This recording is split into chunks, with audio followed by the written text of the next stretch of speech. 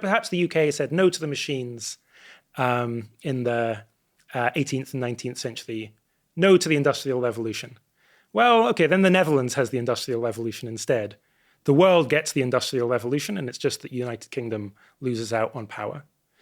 And that will be the situation that I think, countries and political elites will in fact face, where there will be lots of people who want to say no, but nonetheless, the United States will say, well, if we don't do it, China will do it. And China will say, if we don't do it, the United States will do it. That dynamic will mean one of them will do it, at least, because they then end up with being the country with all the power. The single most disruptive technology over the course of the rest of my life, quite frankly, is artificial intelligence, machine learning. We can't be entirely sure about just how much it's going to change with regards to culture, society, the economy, how we work, how we live, but it's going to be a variable. Now, most criticisms of AI, I think, tend to be very conservative. Some people just respond by saying, it ain't happening. Well, guess what? It is. And it's high time we had a conversation really looking at the implications of an artificial general intelligence. Even if you don't think that's certainly going to happen, you should be considering it because the likelihood is non-trivial. Could it mean that capitalism is moot? Will democracy as a political system be able to manage it? Would it survive? Those are precisely the kinds of questions that today's guest grapples with on a daily basis. He's most closely associated with the tradition of effective altruism, inquiring about what a good life and maximizing utility looks like in the 21st century. He's a philosopher, author, a public intellectual of the highest order. William MacAskill, welcome to Downstream. It's great to be on. You are somebody who is at the intersection of big ideas, technology, politics, all the stuff we love talking about here on Downstream. You're tailor-made for it. For somebody out there who's listening or watching who isn't necessarily familiar with who you are while we're talking to you, who is Will MacAskill? So I'm most well known as one of the co-founders of the Effective Altruism movement. So that's a movement of people who are trying to use their time and their money in whatever way will do as much good as possible, where that means thinking about all the problems that the world faces, of which there are very many, trying to think, okay, between all of these problems, where will I have the biggest impact if I focus? And then among all of the different ways of addressing that problem, what are the things I can do that, will make the biggest difference? And then taking that responsibility quite seriously, and therefore being willing to take quite serious actions like donating 10% of your income to help those organizations, perhaps in many cases actually quite a bit more than 10%, or being willing to switch career path in order to work in an area where you think you can have much more good than if you just pursued a kind of normal or more traditional line of work. So your background was philosophy. You started as an undergraduate in philosophy. That's right. Did undergraduate and PhD in philosophy. And then I was a professor at Oxford University for 10 years before starting my current role. What made you want to study philosophy as an undergraduate? So even as a teenager, I really had this belief that ideas could change the world and could change the world for the better. So I was both very intellectually curious, but at the same time, deeply ethically concerned. So when I learned, for example, that 46 million people at the time had died of HIV/AIDS, I just thought that is fucked up. Why is no one doing anything about this? Why are not people talking about this all the time? Or when I learned about the conditions that animals are raised in, I just thought, what? And we're not talking about this all the time? People are still eating meat? This is crazy. And so I was getting exposed to ethical arguments coming from philosophers, finding them very compelling, as well as non-ethical arguments as well about existence of God and so on. And just thinking, wow, there's just nothing I can see that seems more important than getting these ideas right. And that was the impetus towards me wanting to work on this. Because you're quite a rare creature in the contemporary world in so much as you come out of philosophy, moral philosophy, ethics, and you have this really significant engagement with people in public life, business, commerce, which we'll talk about in a moment, most people associate somebody that goes to study philosophy as an undergraduate as an individual, rightly or wrongly, who just wants to get immersed in ideas and abstraction. But you're very action-oriented. And coming at that with a sense of injustice about the world, did that come from your parents? Are they religious? Were they figures of authority within their local communities? Or is it just something that, a burden you took on all by yourself? Yeah, I mean, I think for my distinctive kind of perspective on the world, I do tend to think I was born that way, where, my parents are very ethical people and were great parents, raised me very well. But politically, we're on very different pages. And so we just nowadays tend not to talk about politics when I'm visiting back home. And a lot of the early kind of ethically motivated actions I did were much more driven by myself and a need that I felt to do something. So I spent a lot of time helping to run a kind of social group for kids with disabilities in Glasgow, and I worked at an old folks' home. That was my first job. Rather than doing something like being a waiter. And I remember at the time my parents just being a bit confused by this. Similarly, by my interest in philosophy. My family is much more a family of scientists. And so the thought that I was going to do this airy-fairy ideas nonsense was quite strange to them. Similarly, when I revealed I was vegetarian, where I was a closet vegetarian for some period of time, secretly not eating meat because I knew it wouldn't go down very well with my family. Again, they were not very sympathetic to that. Or when I was previously married and I took a name on my wife's side of the family, that was also something that they found at least surprising, to put it mildly. But from my perspective, it was just the problems are there leaping out to me, and it has always felt extremely natural that the right response to that is to try to do something, to try to make the world better. How old were you when you first had that sort of sentiment? I think I was about 14 or 15. 14. Yeah. So back then, I remember I wanted to be a poet and a novelist. Yeah. And obviously, I had these grandiose ambitions where, of course, I'd be some best-selling novelist. And even then, I planned to give away, about half of the huge amounts of money that I would obviously make as a novelist if I did that, to help people in extreme poverty. And I started donating even at that time too. So you were voluntarily giving a chunk of your income, your earnings, as a teenager to charities. Now, a lot of people would listen to that and they'd say, great, young people are idealistic, right? Yeah. Sometimes the ideals are good or bad or whatever, it doesn't really matter. But they're impelled to act by values, sometimes untested. But as one gets older, that's blunted. Yep. Do you feel you're just as values-driven, just as principled? I mean, nobody thinks they're unprincipled, do they? Just as principled as when you were that sort of idealistic teenager? It's a great question. And I certainly wonder about what my life would have been like if I hadn't taken certain actions at an earlier date. So when I was 22, I took, we'll talk about it, but the Giving What We Can pledge, which is a pledge to give at least 10% of my earnings, and in fact made a softer commitment to just give everything I make above a certain baseline, which is nowadays about £32,000 per year. So, and hold on, everything you earn above how much you give away? Post-tax, £32,000 per year. Yeah, I mean, the thought is just that already puts me in the richest couple of percent of the world's population. Yeah. It puts me on about the income that a typical person in the UK will earn. And why should I be aiming for more than that? Especially when money can do so much good elsewhere, where, concretely, to save a child's life in a poor country, a child who's never done anything wrong from easily preventable diseases, that costs a few £1,000s.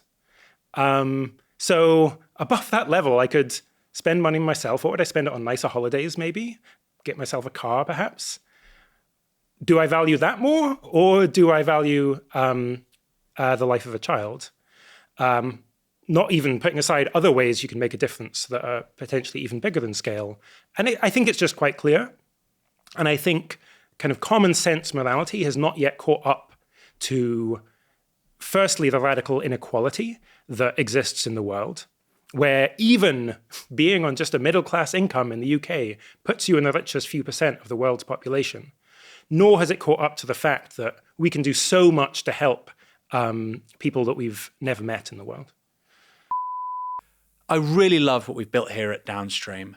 And when I say we, I don't just mean Ash and I and the producers and the guests. I mean you as well. I mean the whole community. We don't just have this weekly show, we also have events. And in my mind, when I try and think about what Downstream stands for, what its mission is, it's having the most interesting conversations with the most interesting people in the world today. Now, we have this show, we have events too, they're great, but I think that mission is kind of important, which is why we've also added a newsletter to our bow. It's been launched. You don't want to miss out on this one. You can join the action and get that newsletter in your inbox every week at novara.media/downstream newsletter, reading lists, anecdotes, facts and figures. It's really worth reading every week. So join us. I suppose in the back of my head, as you're saying all of that, there's another very famous Scotsman, Adam Smith, who says that private vice is public virtue, which is to say that people buying luxury goods are actually, they are funding innovations in the future which will be of net benefit to humankind. Your logic is kind of at odds with that. You presumably don't think that private vice can be public virtue. You think private virtue is public virtue. Well, I think there's two things you could think. So you could think that most of the time just buying something is good for the world, just a little bit good. Now, I think that's often not the case. There's plenty of things you could fund that putting money into the pockets of bad industries or bad companies. But you could still think, okay, in general, economic activity is good. But the question is, well, how good is it? Is it the best thing you could be doing? And my claim is that because if I'm just buying something on the market, well, that's generally going into the pockets of other people in rich countries. Whereas I could be targeting that money at the very most effective global health and development interventions or other sorts of interventions targeting trying to improve the lives of future generations or non-human animals. My claim is that that other use of money does probably tens of thousands of times as much good. And so I'm not necessarily in opposition to Adam Smith, but it's just that is leaving this incredible ability to help others on the table, precisely in ways that, precisely in instances that the market fails to address. So even if you're someone who thinks that markets work very well in certain conditions, well, they don't work very well if there's vast inequality, where I am, I think, 50 times richer, even, on the earnings I live on. I think I'm 50 times richer than the poorest billion people in the world. And that means, well, companies, who are they going to want to cater to? They're going to want to cater to me, not to the poorest person in the world.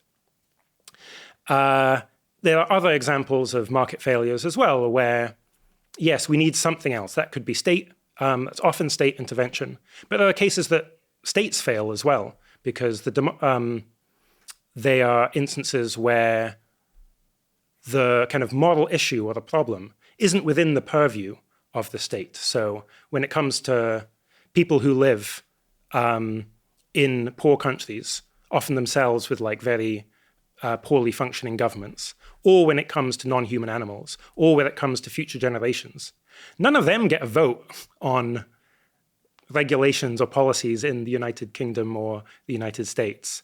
And so they are being left out both by the market and by state action.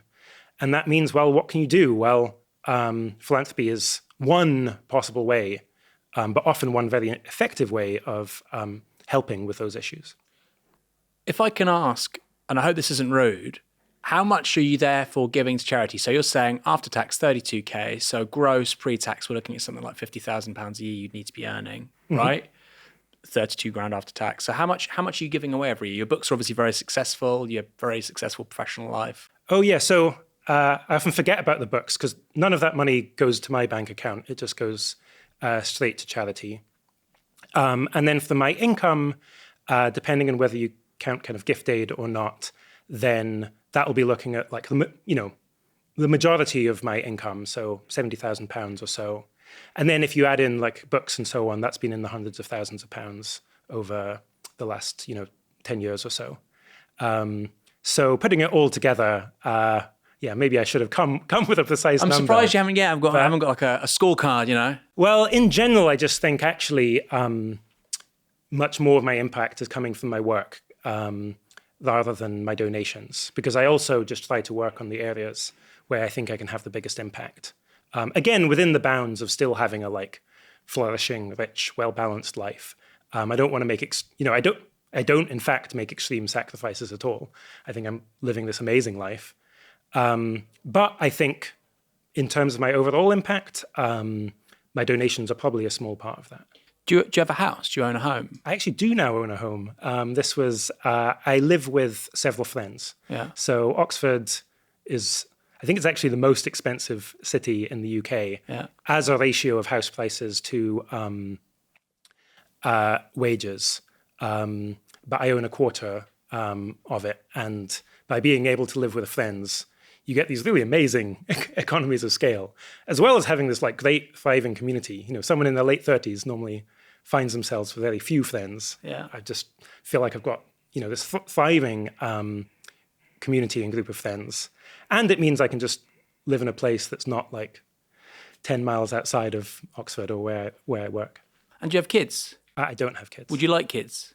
I lean against kids, and then my partner is kind of more strongly against kids.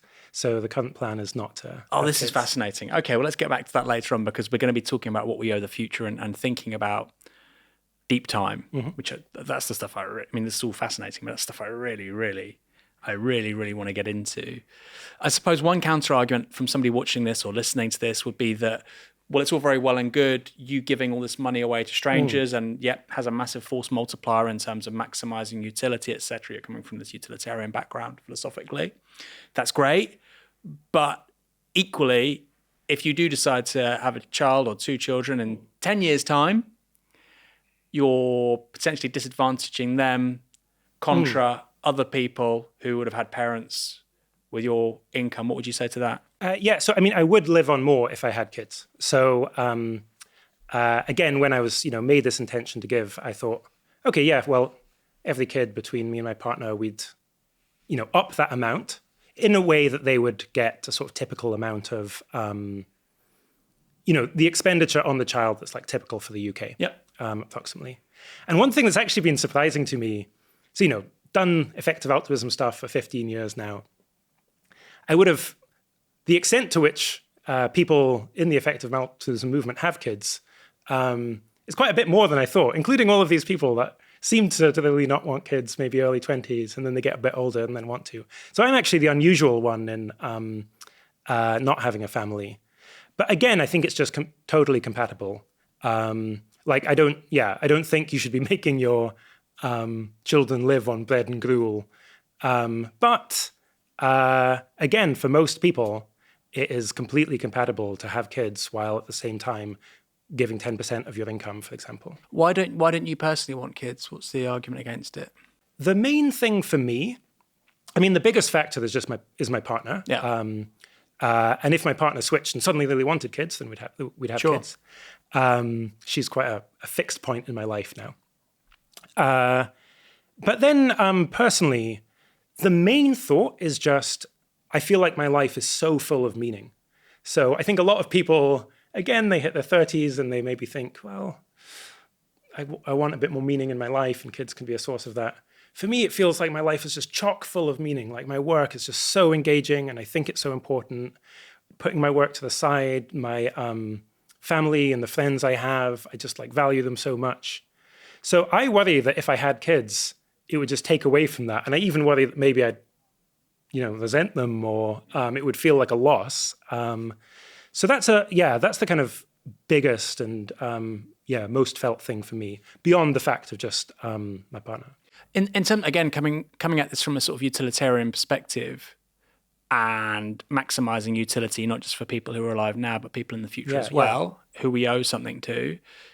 Do you not think that's something of an argument to at least have one child? Because, of course, if fertility rates continue to fall, let's say this country ends up like South Korea, 0.8 fertility rate, that creates all kinds of massive social and economic problems for people who come after us. So has that ever filtered into your thinking? It has, actually. And because I do think that, fertility decline is this, huge issue that most people aren't paying attention to, because it kind of creeps up in the world, where most people think, okay, well, the world population is going to stabilize around 11 billion people or something. And then you might think, and then it'll just stay around there. But that's not how exponentials work. So think about COVID rates. That's an exponential process. It would spike up, and then the UK would get on control of it, and then it would plummet down again. And that's the same that will happen with fertility rates. You'll get this plummet in population where, given current trends, maybe you'd be looking at a population of a few 100 million within a few centuries. Now, I think this is a really big deal. However, I think it gets preempted by AI. And I think that basically the point of time at which the problem of fertility rates would start kicking in, which is more like towards the end of the century. By that time, we already live in a world that is utterly transformed by AI, such that I think that those problems become moot. They've become obsoleted in a way maybe we can talk more about. And does longevity figure in this as well? Because, of course, people are saying you're going to have lower fertility rates and, like you say, population collapse. But I don't know if you've read the book Red Mars. I've not. It's a great book, Kim Stanley Robinson. But if people start living to 200 or something, then of course that equally has a massive, and they're able to work and live prosperous and productive lives, that equally has an impact on the kind of demographic pyramid. Do you also think that alongside AI, we're going to see significant extensions to human lifespan? So I think we will after the point.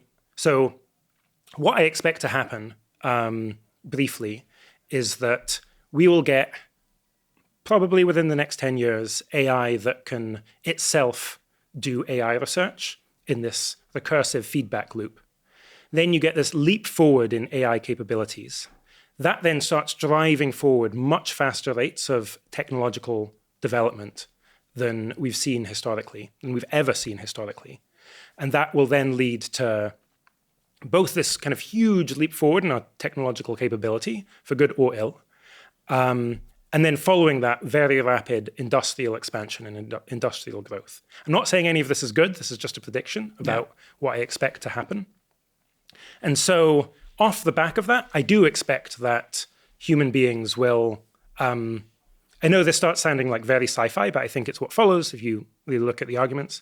I think at that point, they will start to be able to live indefinitely, where the idea that, okay, a human being could live to the age 200, well, okay, now go 100 years time. I'm, in that point, I'm 138. Well, now you've got to think about, like, how good is technology then? And if I could live to age 200 today, then maybe I can live to the age 300 in 100 years time, and so on. And that's like a very weird world, but there's not like deep scientific reasons why we couldn't live in that world. And so I think we do end up with a much larger population, but we also end up with this like much larger economy that is able to support that much larger population. And then there are very interesting kind of hairy dynamics that follow in that world. I'm not sure if you want to get into it or not, but... We will get into it. I know you said that sounds like sci-fi, but I think even at this point, skeptics are willing to admit there's a non-trivial chance that everything you just said will happen. Even somebody incredibly skeptical who's like, no, it's really unlikely. They'll say, okay, it's a non-trivial chance, quite plausible. Something like that happens. Where do you think we are? You're talking about the state of the art with regards to AI, machine learning. you're saying 10 years we'll have a recursively improving artificial intelligence that can augment its own intelligence, which is, that's the J curve of intelligence going up. 10 years, which means by 2035, where do you think we are at 2050? We're talking in 2025, so we are now equidistant between the year 2000, I remember it well, and the year 2050. Where are we in 25 years' time, do you think? So there, I think we're living in a completely transformed world. Much more so than even, I think, a lot of, people who think AI is going to be a really big deal, like even more so than they believe, where I often talk about AI driving a century and a decade. So imagine all of the technological progress that happened between 1925 and 2025. So the invention of computers and the atomic bomb and the hydrogen bomb and the scale up of that to tens of thousands of nuclear weapons, satellites, enormous advances in physics, medicine, randomized controlled trials, intellectual developments too, second and third wave feminism, postmodernism, decolonialism. All of that happened in that 100-year period. Okay, imagine the same magnitude of that happening again by 2125.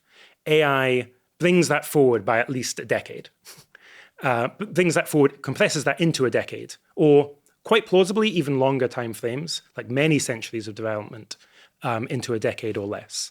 So I think one way to get a sense of what I expect the world to be like by 2050 is to think, well, supposing things continued on just a business as usual trajectory, what would I expect the world to look like in 2150? In 125 years' time, or even 200 years' time, and imagining that by 2050.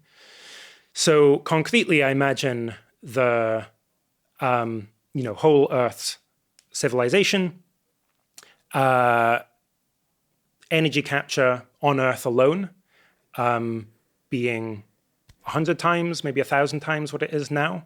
So for that, imagine solar panels on the high seas and the ocean, maybe even covering kind of most of the Earth's surface. Imagine most industry, though, happening in space. So the sun provides 1 billion times as much energy as one can capture on Earth or use on Earth. With very rapid expansion, most of that would start happening all via robotics, not with humans, all AIs and robotics, happening off-world as well. I think by that point, again, it's very hard to predict scientific and technological development. But again, kind of go through many of the classic kind of futurist technologies like radical life extension, like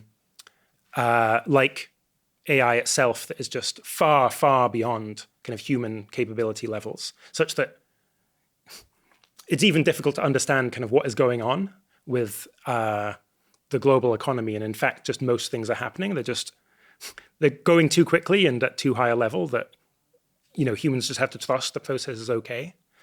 That's giving you at least a bit of a flavor of what I'm expecting. And again, this all sounds crazy, it all sounds sci-fi. That is absolutely what my starting intuitions were too. But I think the core arguments and modeling that you can do for the impact that AI has on the world does take this form. And it's very easy to say, wow, that's just so crazy, I don't believe it. But when I think you actually start thinking through the kind of gears level mechanisms, this is what you end up with, where once we get to AI that can make better AI, from there, AI that is generally able to substitute with human beings, it means it's like as if we could just create on demand, just rolling off the conveyor belt, scientists far better than Einstein or Newton or Marie Curie or any of the world's best scientists. We could increase the population tenfold every single year. It would be like the Earth has a total kind of workforce, thousands, millions of times greater than it has today, because we'd be able to increase that workforce of now AIs and robots much, much faster than we can with humans. So it's really a transformative amount of change I'm expecting in a way it's quite overwhelming to think about.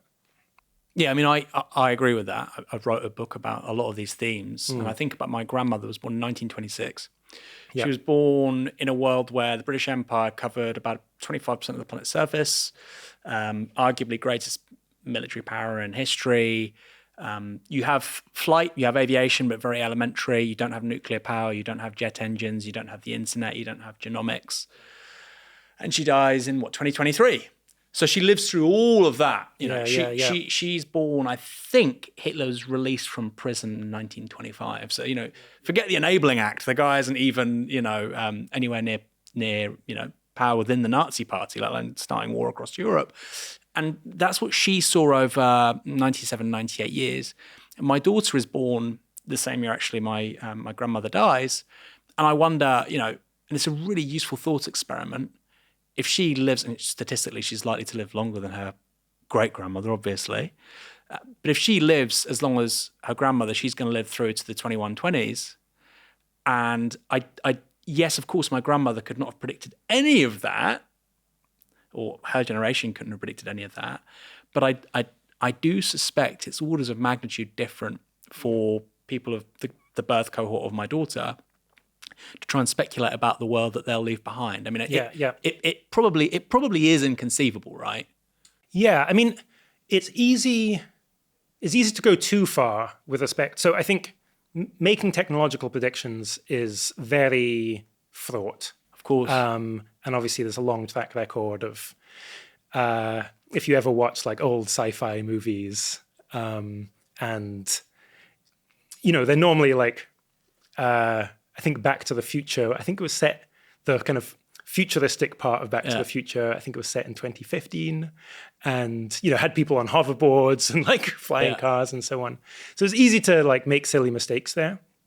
But that's not to say that we can't predict anything. So the idea that civilization will be using more energy, or like much more energy, feels, really quite predictable. That is just on trend for all of history. Some of the technologies that people might want, so like you pointed to immortality or radical life extension, we know that at least many people will want that, and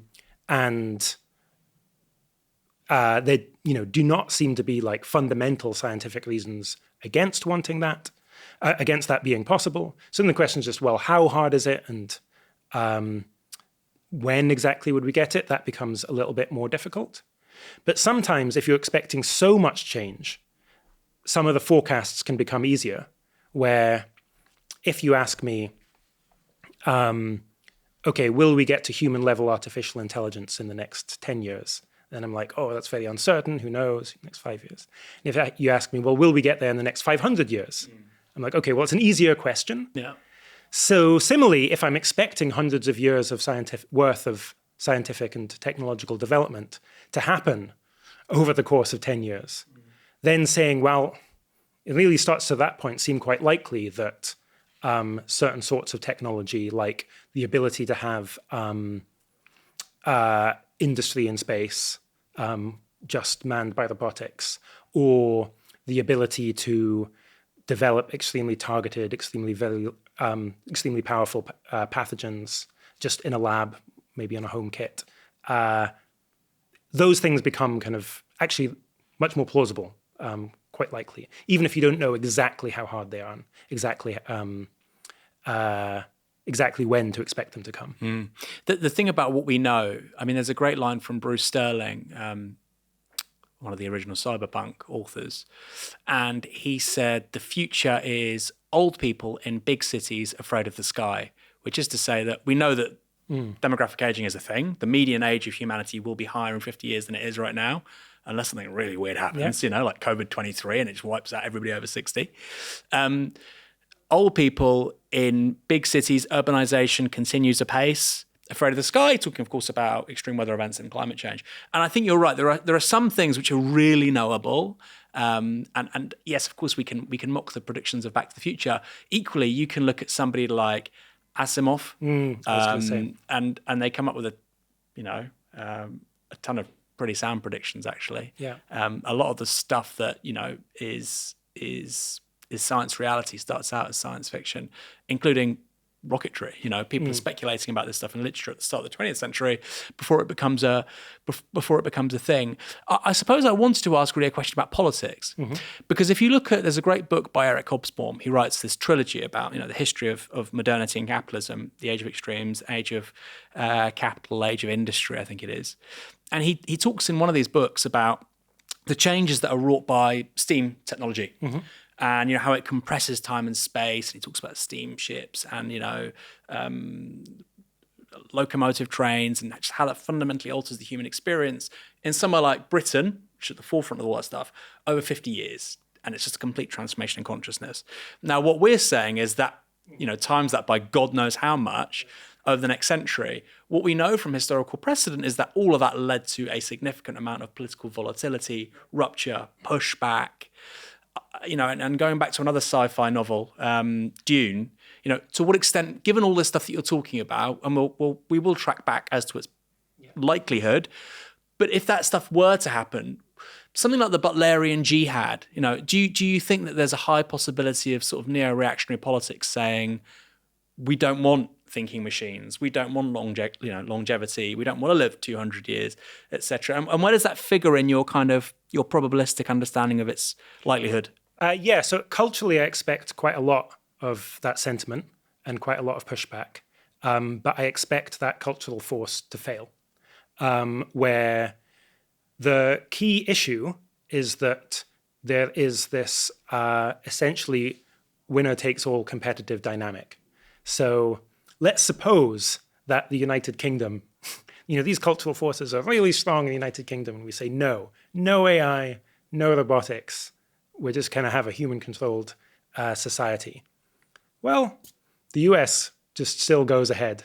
And when you're talking about rates of growth and rates of tech development that we're talking about, well, the world and the future is being driven by whoever did in fact make that leap ahead. In the same way as, supposing that some countries had decided not, perhaps the UK said no to the machines in the 18th and 19th century, no to the Industrial Revolution. Well, then the Netherlands has the Industrial Revolution instead. The world gets the Industrial Revolution, and it's just that the United Kingdom loses out on power. And that will be the situation that I think, countries and political elites will in fact face, where there will be lots of people who want to say, no, this is all certainly going too fast, which I certainly think, or just saying look, we just don't want this. I mean, AI at the moment is extremely unpopular among the public, precisely because people are worried about the pace of change, about fear of losing their jobs and so on. But nonetheless, the United States will say, well, if we don't do it, China will do it. And China will say, if we don't do it, the United States will do it. And that dynamic will mean, one of them will do it, at least, because they then end up with being the country with all the power. Now, I'm not very confident in this. If you tell me all of these wacky sci-fi predictions never happened, never came to pass, we just continued with an world economy looks kind of similar to now, this would be my number one reason, would be saying, there was this kind of global cultural agreement that actually we want to go kind of slow on this. So we're going to limit the extent to which we're building new data centers and building new power plants and so on. And that will restrain the speed of tech development and industrial build-out. That agreement needs to happen in a period when, sadly, international relations are deteriorating. But it is totally possible to me. It's not my best guess for what will happen, but it is totally possible. You might think that needs some sort of international treaty. I think probably it doesn't. Lots happens in the world today just via more informal agreements. So, the US endorses or maintains certain environmental commitments that slow down the rate of development. And then China also agrees to do the same, and they just stay working in that equilibrium. that could happen, even if it's not my best guess. Who's the most famous person you're on first name terms with? Because I want to know who you're having these conversations with. I mean, nowadays, Yeah. Nowadays, I'm very focused on the research community itself, where, at the moment, I'm just, like, all of this stuff is just so, it's like a lot to deal with, and there's a lot to think through. And I think it can be quite easy to think, oh, we should therefore do X. And actually, X would be bad rather than good. So at the moment, I'm like primarily focused on other people who are really thinking about this hard, rather than like, going out and really trying to like advocate and change people's minds. So are you talking about this stuff with Elon over WhatsApp or? I'm not talking about, No. He would be the answer to the person that I've met who is most famous. Right. I mean, he's among the most famous people in the world. Yeah. He like, it's a really unfortunate case. Like I was talking about these race dynamics between the US and China. The same thing happens with AI companies themselves. So Elon Musk has worried about the dangers from AI, and in particular about the loss of control from AI companies, to AI itself, where we build a species essentially that's just smarter, more capable, more powerful than our own. And then good luck trying to control that. That's the worry. He's talked about that for many, many years. And recently on an interview, he now founded XAI, which is not the very leading AI company, but it's towards there. And he got asked, why did you do that? He said, well, I wasn't involved in AI for a long time because I was worried about creating the Terminator. And then I reasoned, well, people are going to do it anyway, so I may as well do it myself too. Great. And everyone else is reasoning along the same way.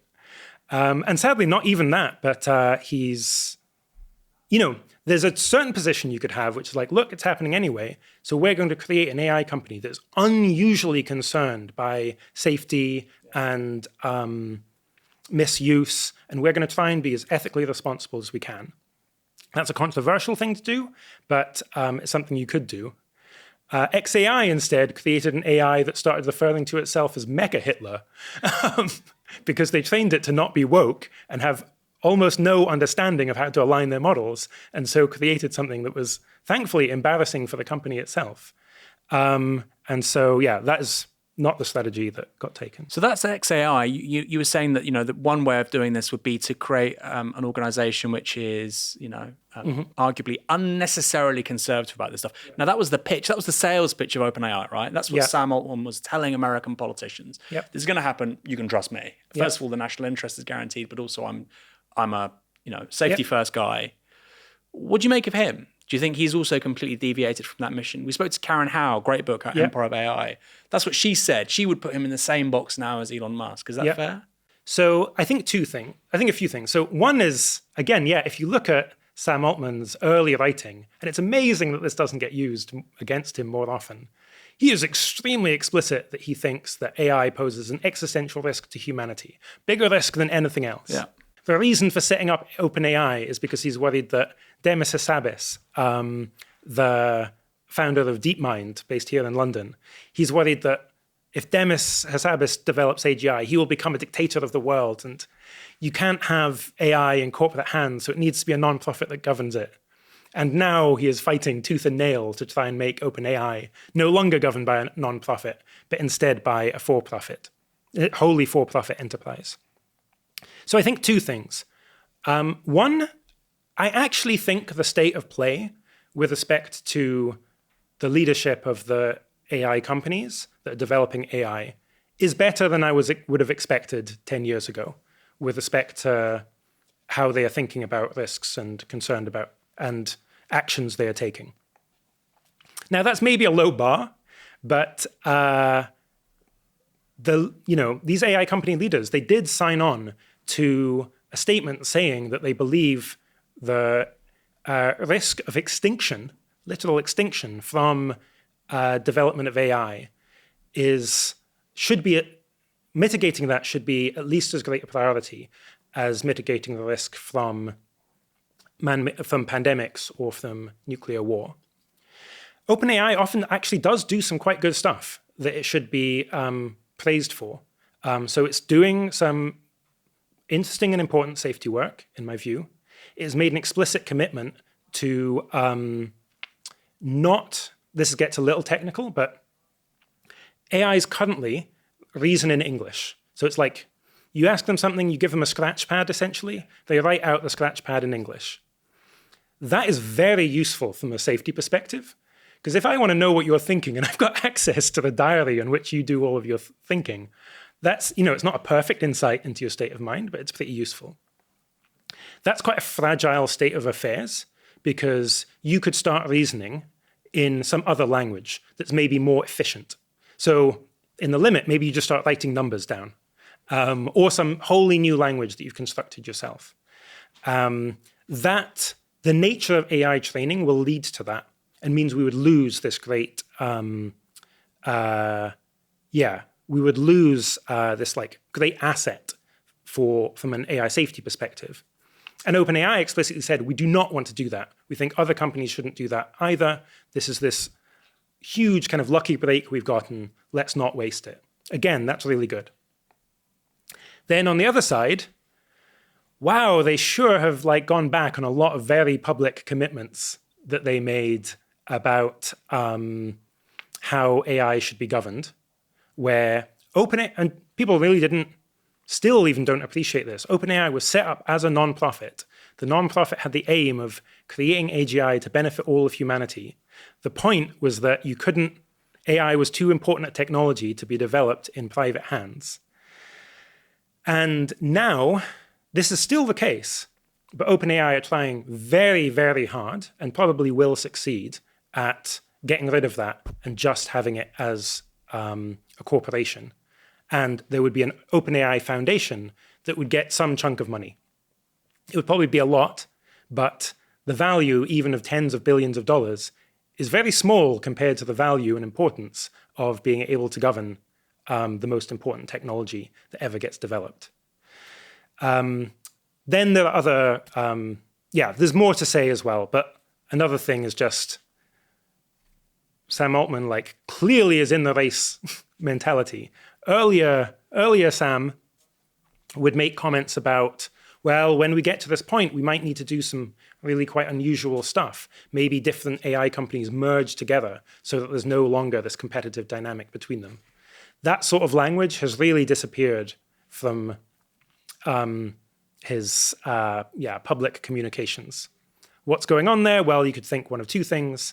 One is that, well, he's actually still as safety concerned as ever. It's just strategic for him not to say.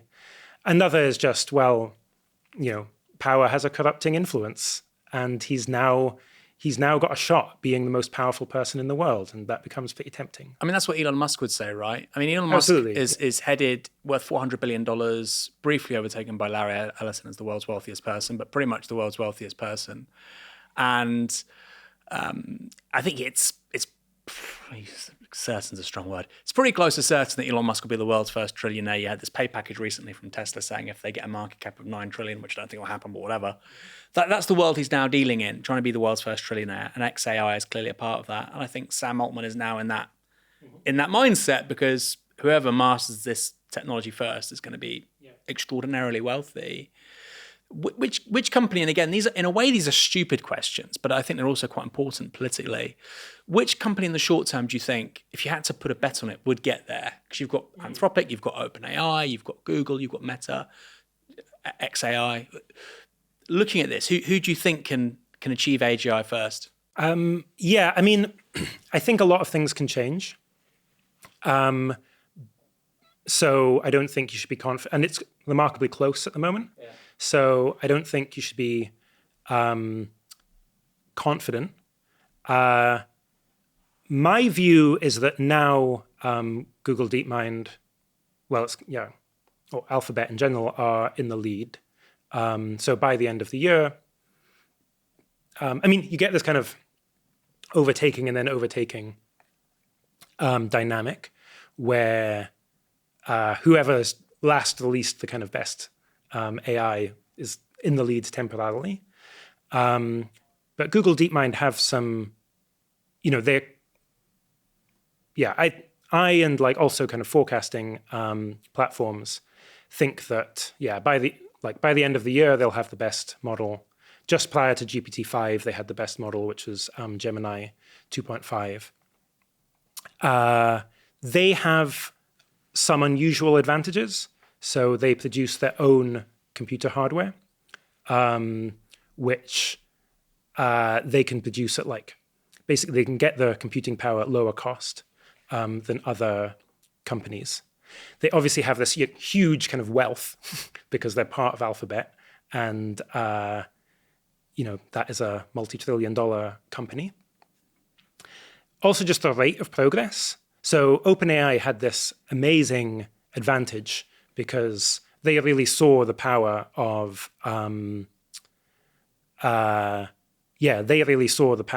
large language models in a way that Google just completely missed. Google had the original insights, this transformer architecture. So the kind of key kind of technical breakthrough, but just didn't really appreciate its importance. So just to be clear, for people listening or watching, there are multiple models of how you do AI. This one is very unfashionable for a really long time. Google hire these people, but Google don't actually make the inroads using this model as quickly as... Yeah, so some Google researchers make this technical breakthrough called the transformer architecture that is the basis of all of the kind of language models that we're now used to and familiar with. But they don't make a big bet on it. At the time, they're a little bit more like a kind of academic research institute. So they have all of these different interesting things they're exploring. Two companies do make a big bet on it, OpenAI and then Anthropic, which gets... Anthropic gets founded by people who were at OpenAI, but are particularly safety concerned and think that OpenAI is not... I should say this is all my interpretation. Sure. Do not think that OpenAI is the ethical company that they claimed to be initially. So leave to set up Anthropic. Both of those companies start making a big bet on language models. Anthropic develops the model called Claude a little bit before OpenAI, but decides not to release it. Partly they don't really, no one realizes just quite how big a deal this is going to be. Like OpenAI didn't realize that ChatGPT was going to be as big as it was either. But also they're just partly worried about, speedily rushing products out into the mainstream. OpenAI releases ChatGPT, are very surprised by how big a deal that is, but had also earlier made a really big bet in training GPT-4, which comes out a few months after ChatGPT. So have really spent an unusual amount of resources. And that's why there's this period where, during 2023, when OpenAI was just out in front of everybody else. But now there's been faster progress, catching up to and even exceeding OpenAI from both Anthropic and Google DeepMind. And again, this is very subjective. Things can change a lot, but suggests that those two companies are on the kind of even stronger trajectory. And so maybe more likely to hit that, the kind of AGI goal than OpenAI is. The caveat I will say is that there may well be rewards going to whoever's most reckless. Because this period of time when you have AI, designing better AI, you have a choice about how fast to go over that period. In particular, where you now just have AI at an intellectual quality and in such number that it's just very, very difficult for humans to meaningfully be in the loop, understanding everything that's going on.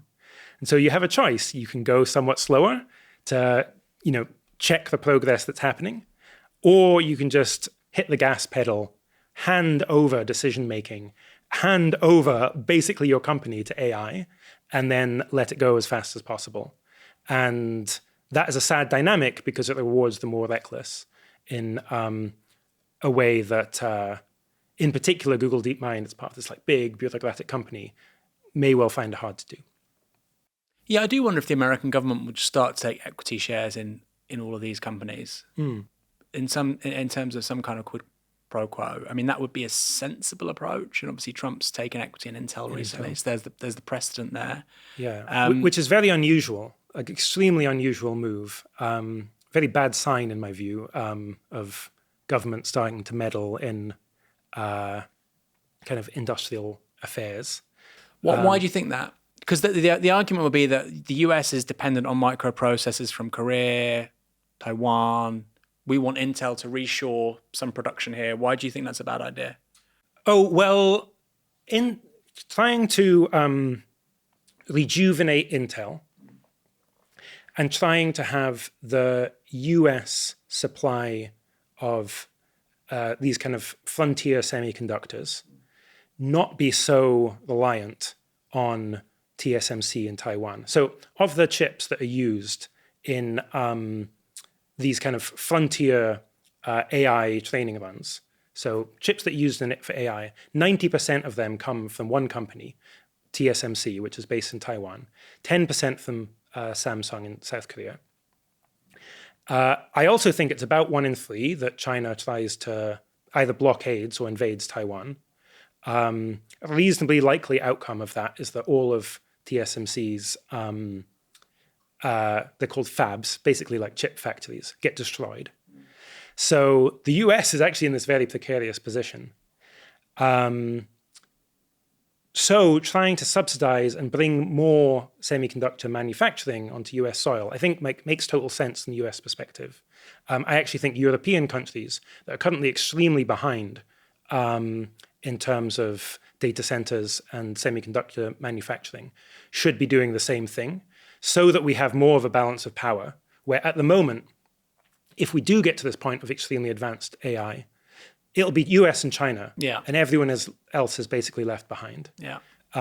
Perhaps some countries that are vital in the semiconductor supply chain, but that's Taiwan, the Netherlands, Japan, South Korea, one could argue Germany.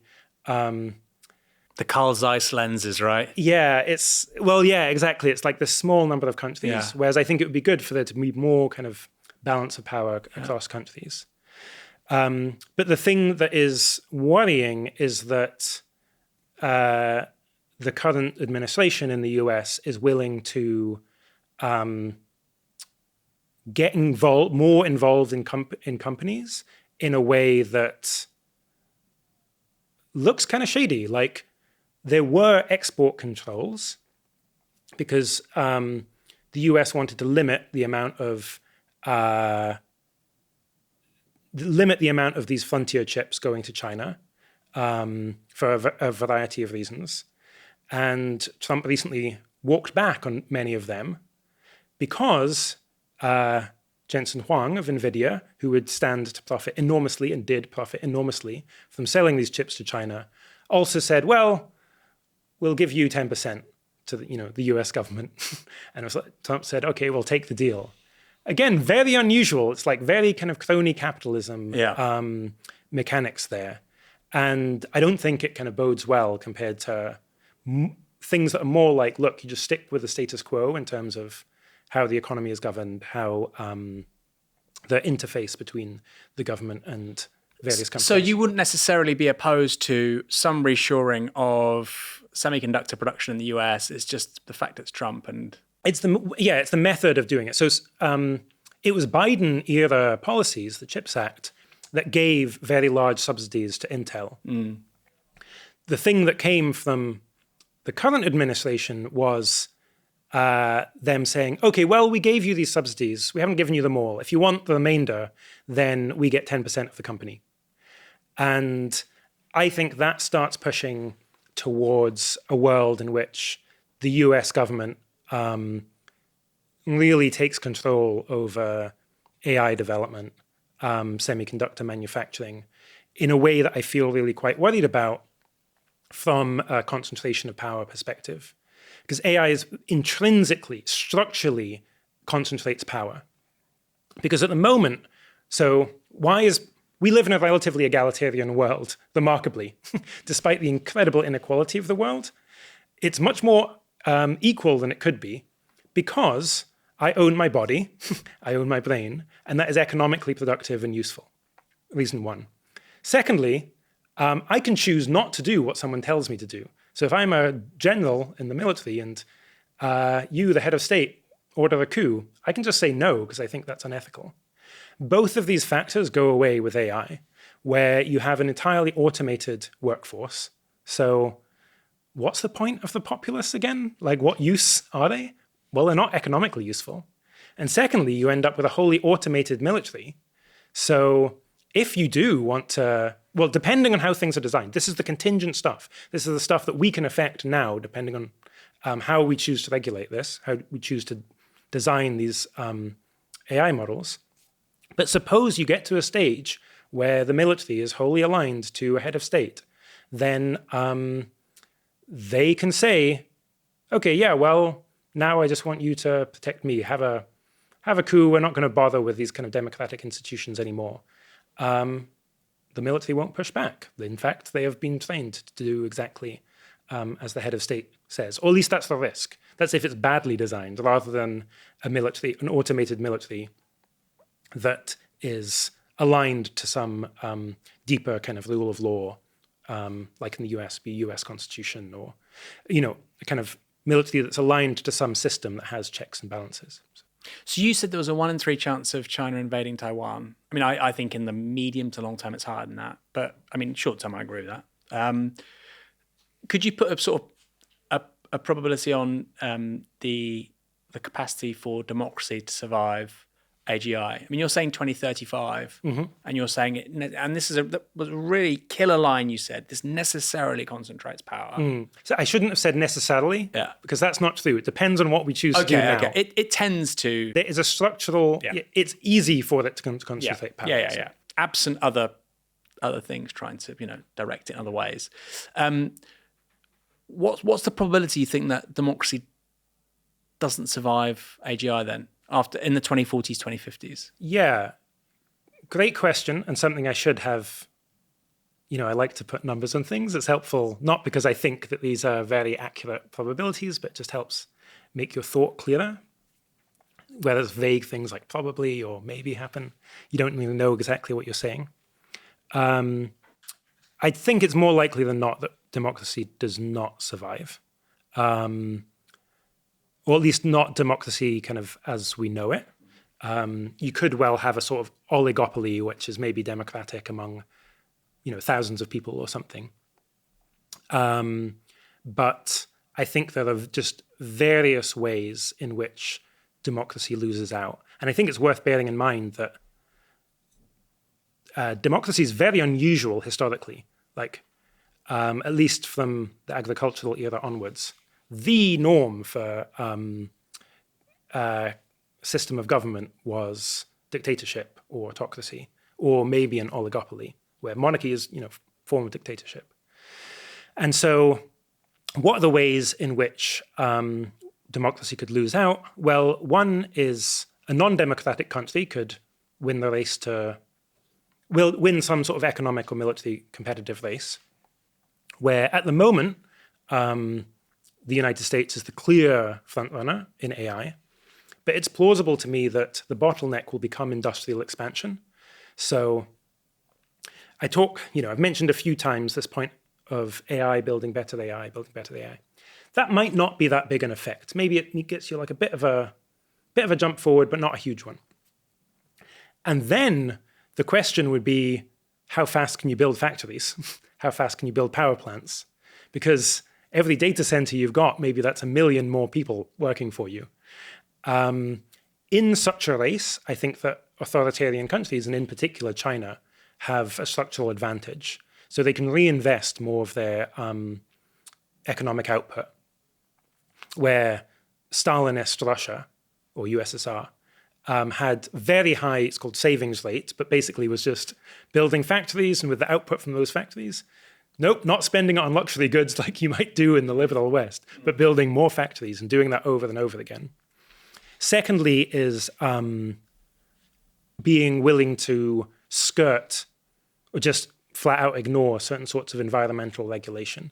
So if the US were trying to expand its industrial base as fast as possible, there'd be a lot of pushback from people that don't want that. be very environmentally destructive. You'd have to just give up on climate commitments and so on. Whereas for an authoritarian country, the leader can just say, we're doing it.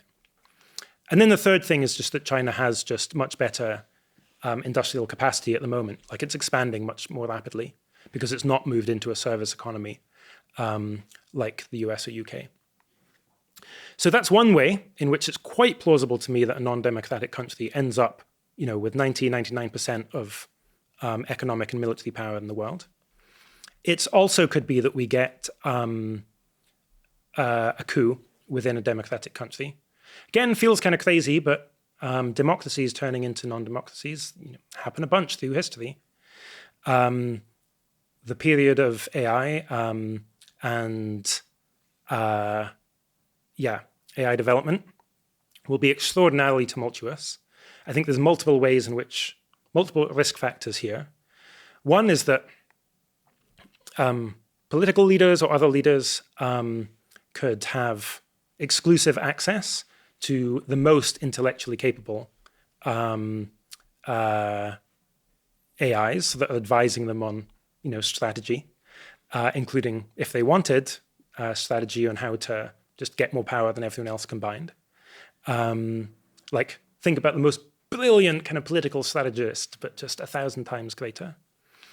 Also very fast. Also this idea of, singular loyalty of a military to a head of state very naturally could lead to coup dynamics, or even a small subset of the military, where, suppose a head of state had, a personal guard of 1,000, 10,000 robots, and then they storm the kind of government offices. And those robots are just perfectly willing to sacrifice themselves in case there are any counter-protests or anything. Could totally happen. There's also potential for secret loyalties. So AI is much more hackable, at least at the moment, than human beings are. And there have already been studies where an AI, two AIs, they behave exactly in the same way up until a certain date, or perhaps up until one hears a certain passcode. And then this one flips and then starts acting on the basis of some other objective. So you could have an AI that is acting as a loyal, morally upstanding, law-abiding citizen. Then one day it flips and is suddenly advancing just a single person's interests. Or there could even be an independent build-up of hard power, where if there is the ability to very, very quickly build up industrial capacity, you could even see kind of companies having their own armies and so on. So there's all those dynamics. There's also more of a slower kind of slower backsliding, which is more what we're used to among democracies. I'm pretty worried about that too, especially in a post-AGI world where the kind of deep mechanisms about why we have democracy now maybe kind of fall by the wayside. And then putting that all together, it means I'm kind of more likely than not democracy doesn't survive. I don't think I'd be above 90% that it doesn't. But it's certainly a lot of challenges all at once. The thing as well you said about an autocracy, somewhere like China, being much more adept at rapid industrial build-out, and you use the example of the USSR. And people say, well, the USSR's economic model failed. It didn't. The USSR was optimized to fight World War III. Its entire economic model was optimized to guarantee success in a massive land war with the Allied powers. That's what they built their economy around. It's just that didn't happen, right? So when people say, their model failed, it didn't fail at what it wanted to do because that never came to pass. And I feel like, when we exactly the same thing, when people talk about the potential weaknesses of China, is China's economy in a better place to deal with, runaway climate change, AGI, some kind of conflict between, most of Eurasia and the West? Like, probably is. Probably is. All three of those major challenges, it probably is better placed. Does it have soft power like the US? Does China export cool things like America? No, but it's optimized those three things, I think, pretty powerfully. You talked about the probability of AGI by 2035. We're talking a lot about robots. Just as a quick one, how far away do you think we are away from machines which are, 80% as agile and dexterous as human beings? Okay, yeah. I mean, I know less about robots. My view at the moment is they do come kind of late on. So there's maybe three aspects. One is having the intellectual capability to do kind of fine motor control. So it's kind of funny. You don't even think about this as an intellectual task. But me picking up this glass, I'm picking it up, moving it here. That is amazing. Like, look, I'm throwing it up and down. I in fact have this whole part of my brain, 90% of my neurons, just dedicated to doing very, very quickly the calculations necessary to make those sorts of movements.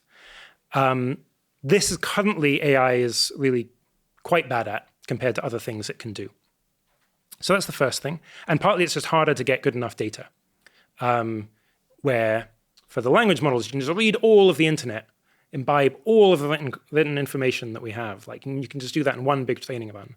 Whereas the transfer from kind of robotic learning that's in simulation to then doing it in the real world is actually quite imperfect. It doesn't really work. Or not well enough. So that's the first thing. And then secondly is, the actual robots, like quality. Can you get the quality as good as humans? Where in particular, so again, very fine motor control. We have all of these receptors. I actually can when I'm touching objects, this is like very delicate like sensation. The sort of thing that's very hard for robots. Then the third thing is just price and quantity. So at the moment, a humanoid robot that is not nearly as good as a human at the sort of tasks we might want it to do costs about $100,000. What you need is not only to be able to create a robot that's as adept as a human at physical tasks, but also do it cheap enough that it makes sense to build a robot and not just hire the human instead. Especially perhaps in a world where all of the cognitive jobs, all the white-collar jobs have gone to AI now. So you've got this like overhang of people looking to get paid. But then you also need to build them in sufficient number, where there are currently 8 billion biological robots. How many humanoid robots are there in the world? I'm not sure. Maybe it's thousands or maybe it's tens of thousands. How many could we build per year? Well, it depends how fast we're trying to go. Perhaps we completely retool all of like car manufacturing. That's about 100 million cars per year. Okay, even then, that would be 80 years to get up to 8 billion humans. Okay, so we'd need to really retool the economy. So that creates a delay. Where, in my view, even when biological robots, namely humans, are, we're still doing stuff, even when we're like 1% of all of the, even when, there are 100 times as many robots going around in the world. Because, well, we're still here, we're still willing to work. Probably we also have certain advantages that even very good robots won't have. So, I don't know, like, we're really quite malleable, so we can go into like small spaces and like fix a boiler or something. Much harder, even for like a very good humanoid robot, getting to that like level of kind of malleability might be quite hard.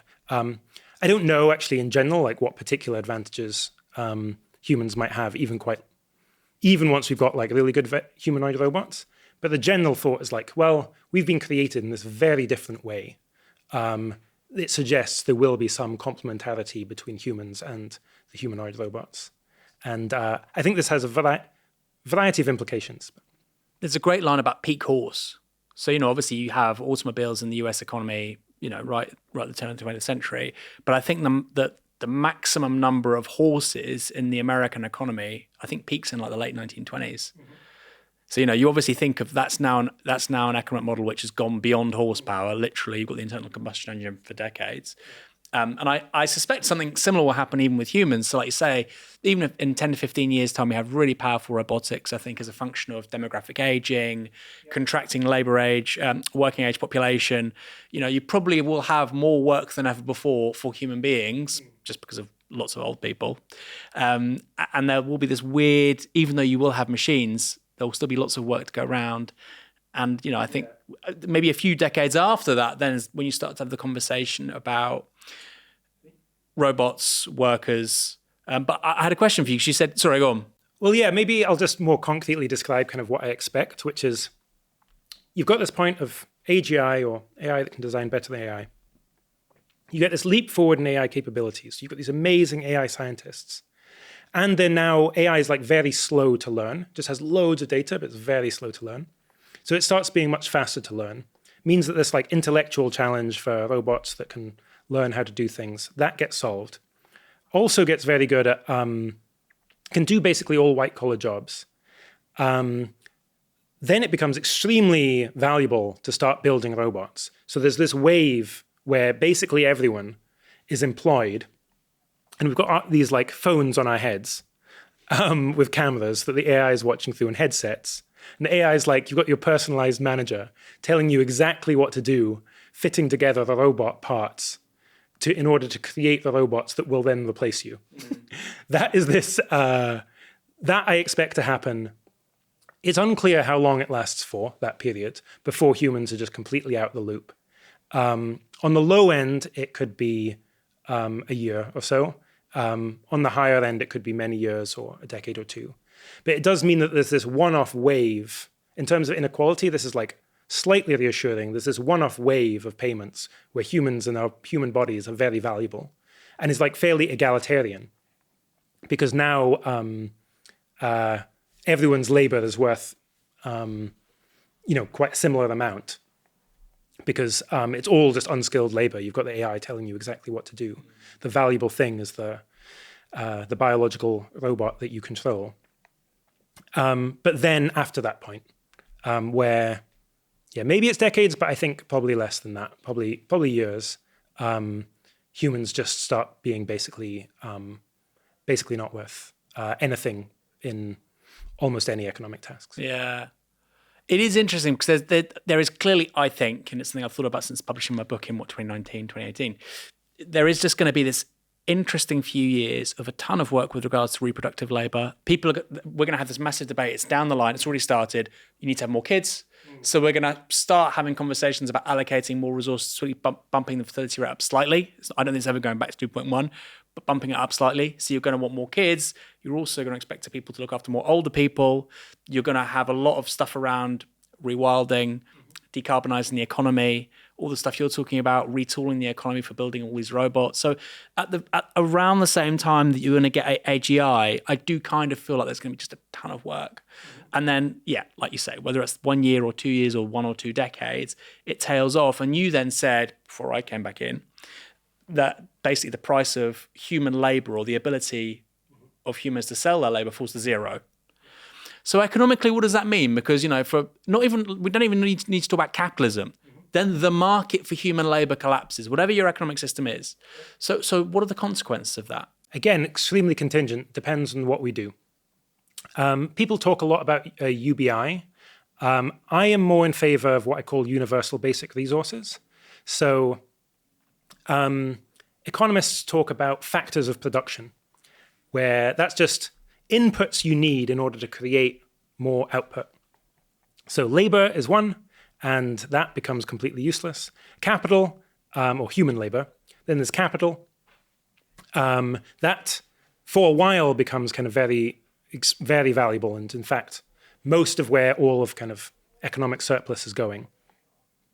And then third is kind of land and resources. And ultimately, that's the thing that ends up being essentially the only thing of value. Because, we've now got kind of abundant labor, so human labor's no longer valuable. But eventually we have abundant capital too. And so additional value of capital so yeah, the value of capital, the price of capital goes down a lot as well. But you just can't create more land. That includes resources, that includes, solar power out in space. And so what I think we should do is give everyone, initially it's a certain fraction of capital, but ultimately just a certain fraction of currently unclaimed land. So most of the surface area on Earth has no owner, namely the high seas. It's just not very valuable at all at the moment. It's basically a desert, water desert. Could become very valuable because you could use it for solar power. And similarly, resources in space currently have no owner.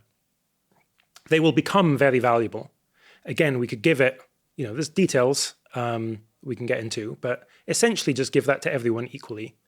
And so then it becomes a world where people still have very high income, but they're like rentiers, they're like the landed gentry essentially, and are living off rents from the land or earlier on the capital that they own. And so that's a world in which both humans end up being extremely rich, like extraordinarily rich, in fact. So they don't need to go poor, don't need to be poor. But then also, the money doesn't go via the government and then back to people. Where my worry with UBI compared to these other proposals is, okay, so you've got some people, the owners of capital, they're making huge profits. That gets taxed and goes to the government, and then the government redistributes it to the workers, the former workers, who aren't adding any economic value.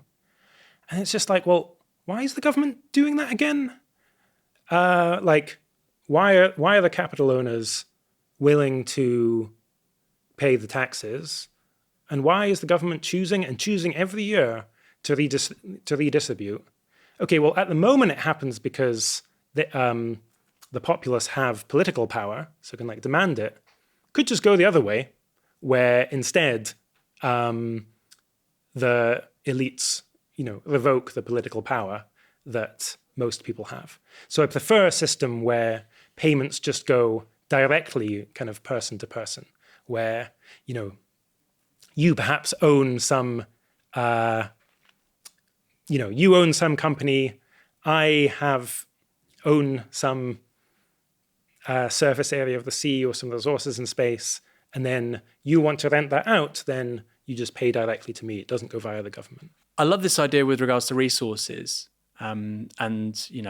We would distribute resources by giving people access to stuff beyond our planet. I don't know if is it Psyche 16, this asteroid, the one I'm thinking about? Oh, I'm not sure. There's an asteroid called Psyche 16. It's basically a planet, right? And it has literally, this sounds stupid, it has quadrillions worth of... Oh, okay. I suspected. I mean, in terms of it's platinum true that and gold. There's, loads of resources. Those quadrillions numbers are normally a little bit fake, because if we literally had all of that, the price of platinum and gold would go down. But like you say, if you've got a redistributive kind of mechanism, then, you'd only bring a certain amount into use every year. You'd fix the price, and that might be distributed to... Yeah. And I think the thing that's of most value is the energy that the sun is emitting, where, again, that's a billion, take all of the energy that, civilization on Earth currently consumes. It's 1,000 billion times as much of that's just being sent out into space. And so again, who knows when exactly that happens, but you should be imagining massive solar farms, huge solar farms going around the sun. And Dyson spheres. Exactly, or Dyson swarm is more likely, of lots of little bits. Yeah. And so, currently, the situation we're currently in is that there will be a race for space resources, and probably it will be first come, first served, namely Caesar's keepers. So whoever is just most economically able will just be able to grab it all. I think that's very unjust. Instead, we could proactively say, look, this belongs to everyone, in the sense that everyone has equal property rights to it. I would also like to have carve-outs for future allocations to future generations too. But the core idea being no, everyone has equal property rights, so that if you are building your big solar farm or your Dyson swarm, then you need to rent that from all of humanity. So I'm aware that this is all sounding kind of extra crazy, but I think it is something we should be thinking about now. So. It sounds extra crazy, but we're recording this a day after there was a successful trial by University College London with regards to Huntington's. I don't know if you saw this. And they're now going to be able to delay the onset of Huntington's, this genetic condition, inherited condition, by about 2/3. And one suspects if you iteratively improve this treatment, it's going to kind of be like retrovirals with AIDS, right? HIV/AIDS, they basically will solve it. One suspects. And that is using gene therapies, which I don't even think people realized they actually would or wouldn't work until like 2014. Yeah.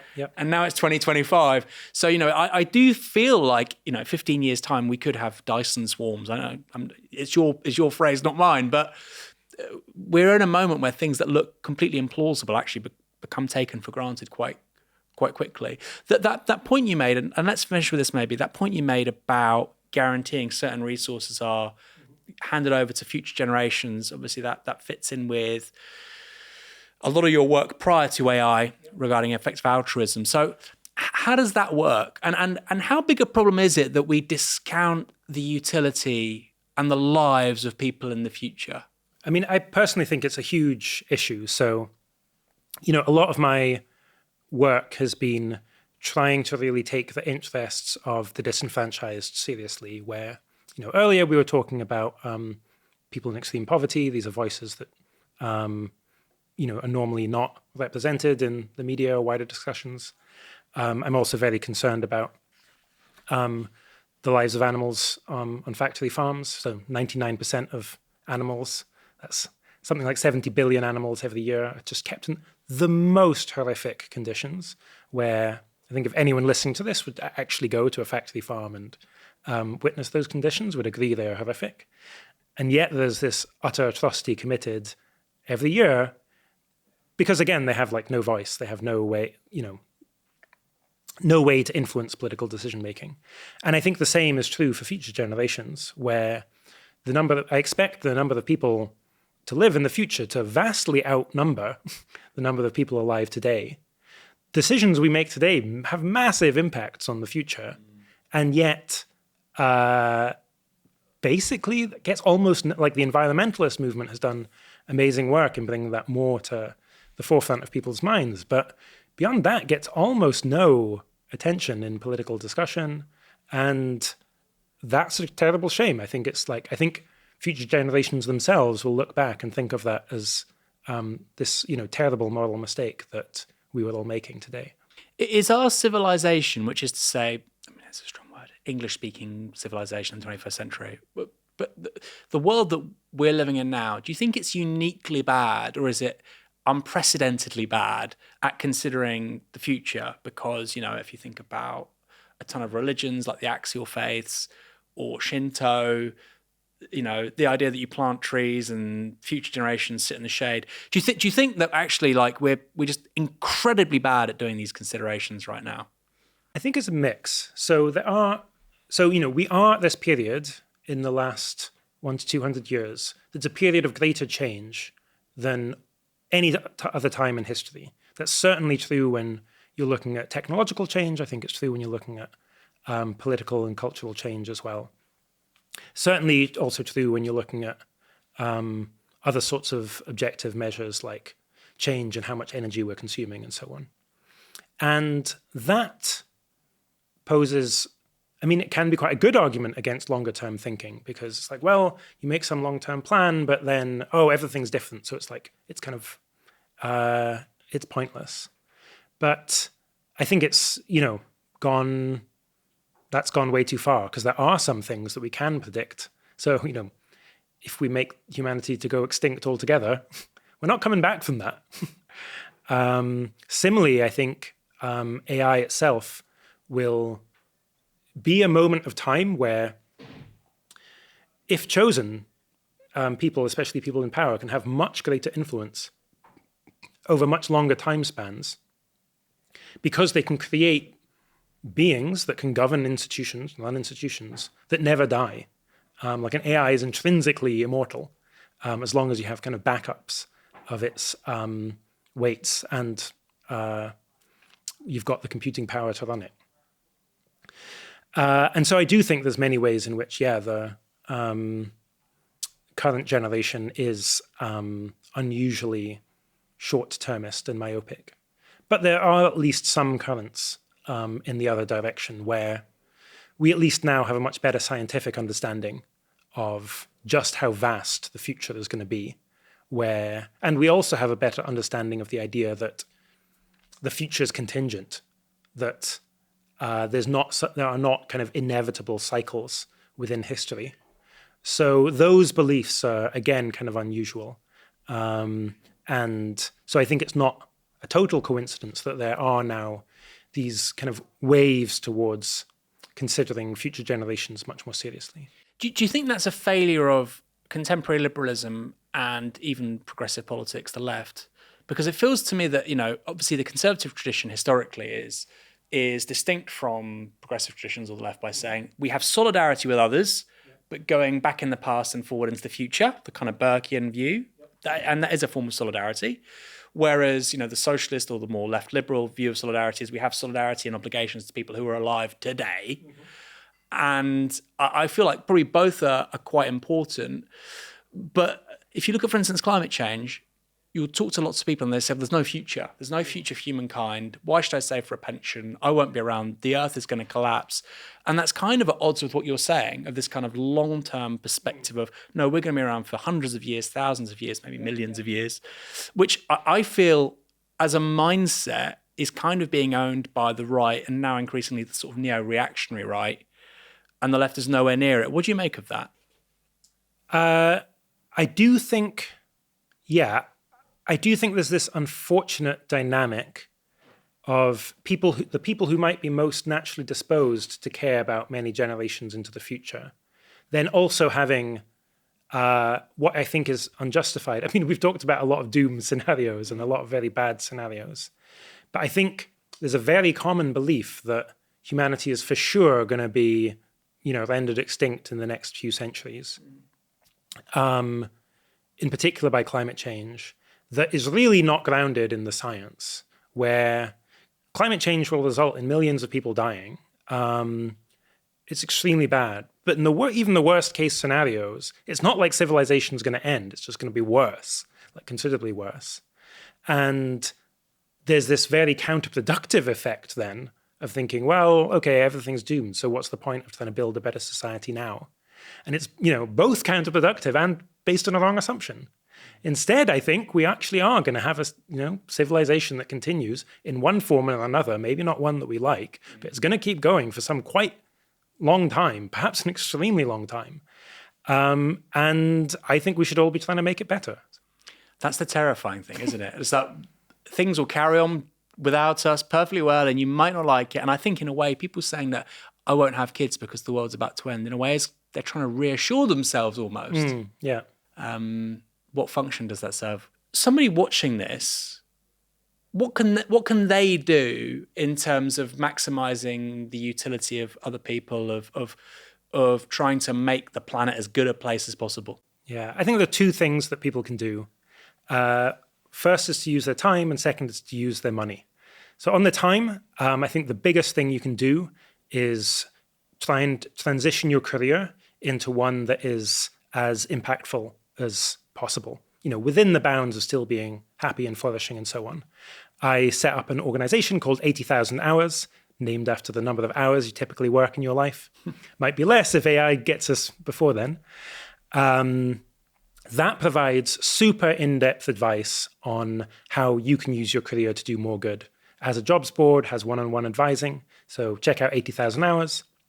The second thing you can do is use your money to help those organizations that are really trying to make the world a better place. And I set up an organization, Giving What We Can, that encourages people to give at least 10% of their earnings to whatever organizations are most cost-effective, doing the most with every pound or dollar to help improve the world in a wide variety of cause areas. And so check out Giving What We Can if you want to start making a commitment to give some percentage of your income, or have a platform by which you can direct donations to the most effective areas. And an attendant question with that, because we've been talking about AI and machine learning. It's such an uncertain world for younger people, especially. They might want to go into a career which may not even exist in 20 years' time or won't produce many jobs. What would you say to somebody who's watching this, who's 18, 19, 20, beyond trying to maximize utility and make the world as good a place as possible, just to be a good, flourishing human being with all these trends coming down the line? What would you say to them that they should do, the kinds of thing they should pursue? It's a great question. I think at the moment, I do think that AI it's a generational technology. Even if it ends up in a comparative kind of whimper, it's still a generational technology. So really understanding how that works, being very on top of the technology itself, I think still for a while, being able to be familiar with the technology. If you can learn some machine learning, that is helpful. But more than anything, being able to use it, where that will be able to make you much wiser and smarter. Like, it won't be long before we have amazing one-on-one tutors teaching you absolutely anything. I mean, I think we're basically there. You just need to massage the models in the right way. Or you'll be able to set up companies where you don't need to employ people. Instead, you just have these small armies of AI agents that are doing different tasks for you instead, and you're in this kind of coordinating role. I think there's good arguments also for investing in your mental health. I think the next couple of decades are going to be extremely disruptive. I personally have found meditation practice very useful. Which practice? I do both insight meditation and jhana, which is the jhanas are states of consciousness that are bliss-like, that you can reach with meditation. Basically, just meditate on really positive things. And I find that very helpful for not being like completely lost in a feeling of overwhelm or existential terror, and instead just being able to have equanimity and focus on what's most important, while at the same time just, endorsing and loving the life that I have. Those are the things that I would kind of, most strongly recommend.